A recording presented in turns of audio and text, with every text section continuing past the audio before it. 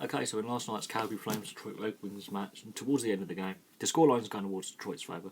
A mass brawl erupts due to a fight. A player cheap shot to go on the ground. The Detroit player has done this. He's been ejected from the game. He's thrown out the game.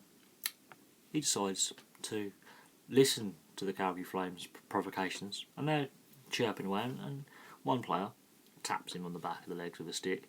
He gets a spearing penalty for that, which is a joke, so the officiating's been a bit of a joke in this instance. He comes back on and instigates a brawl. Benches get involved. There's an incident on the Detroit bench where a Calgary player falls through the bench door in a drilling fight. The secondary fight that ensues, and then he's getting his head caved. He's basically getting his head pummeled. The Detroit player's not easing off. Other Detroit players got involved in that part of the altercation. Basically, certain players are looking at lengthy bans, between 5 and 10 games minimum. Heavy fines are coming out, and the refs could be at fault here as well. The referees will not be punished for this. They have allowed this incident to happen so badly. If this happens in football, soccer, rugby union, rugby league, that both teams get fined for failure to control their players. Bans can be lengthier, into the months, but officiating gets questioned, and they will have a board review. Now, this is ice hockey, so there's a code. A lot of cheap shots by Detroit players have been landed here, and Detroit are not famed for this. They're a very, very, I wouldn't say polite team, but they're a respectful team. They've put a lot of cheap shots in here.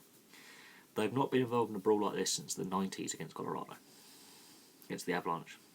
They had 2 or 3 big ones. There's a rivalry there. They have not been involved in this type of play for 20 years. So this is not in their DNA as a team. But some of their players overstepped the mark last night and put some cheap shots in. There is a code. Calgary have reacted to this, and Calgary are a feisty team. They've got some feisty players. They've reacted. The officiating could have been better. After the incident has occurred and the penalties of players have been ejected, for the rest of the game, Calgary, you can physically see the players bemoaning the referees and the alignment, actually physically shouting at them, going, "This is a joke. You are a joke." They get supplementary discipline for that as well. Game misconduct. So Calgary are getting more and more frustrated, and the scoreline is now irrelevant in this situation, because a previous incident happened when the game hadn't even started, and it was first puck drop, Calgary Vancouver 2014. They have a punch up. So I try and take the scoreline out of this. It's just that snapshot of the incident.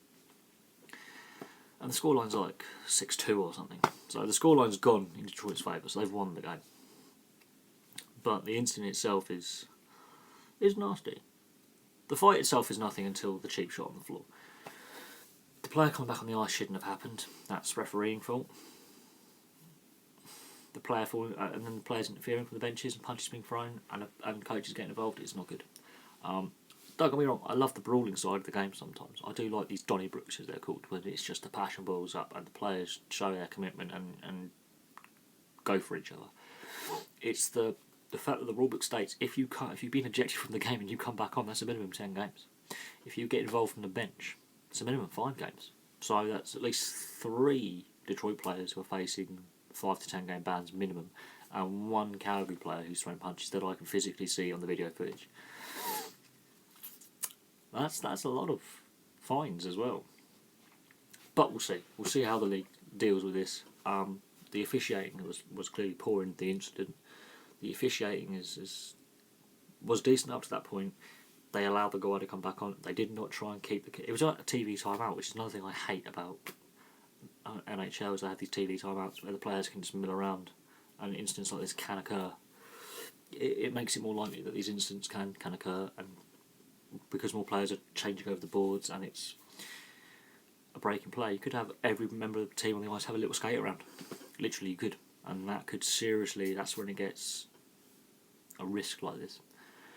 But you have to see the incident for yourself. I've not mentioned names because I don't want to ruin the surprise if you haven't seen it and who's involved. And you might be surprised who's involved, some of the players who are involved from Detroit and from Calgary. You may not. The 2 Calgary players who were cheap shotted were very, very lucky not to have serious injury. Their reaction is justifiable, but at the same time it then starts going over the top. So there's that. it's the first major dust-up of the season. We will have a couple of more of these little moments. You might get 1 or 2 a season. This is the first big one. You might get 1 in the season, 1 in the playoffs. So you might get 2 or 3 a season these days. You used to get 2 or 3 a weekend or a match night in up to the 90s. So it gets rarer, but this is the first one of the season. And we'll see what happens. We'll see if the league makes a stand. We don't know. We'll see how long the bans are. We'll see how big the fines are. Go on previous instance. John Tortorella, the old ex-Vancouver, now Columbus Blue Jackets coach, did get a lengthy ban for his involvement in the Vancouver Canucks Calgary Flames brawl and then after them up in the tunnel incident. So back in 2014. So there is previous here. So we'll just see. Thank you very much for watching. Thank you, and please like and subscribe. Once the bans have been given out and the information given, then I can possibly do another video more in depth. I just thought I'll cover it briefly. So this is what happened. The length of time it happens, here's the cheap shots, and then obviously if you watch the videos you can see who's been involved, and it is what it is. I don't mind these little brawls, but what I do mind is the TV timeout, the closest to the bench, the poor refereeing, that could have quite easily avoided it going from a fight and a bit of chirping to everyone wanting to kill each other because it could have escalated into complete mass chaos, and that could have been very nasty. Anyway, thank you very much for watching, and I'll have some more videos for you soon.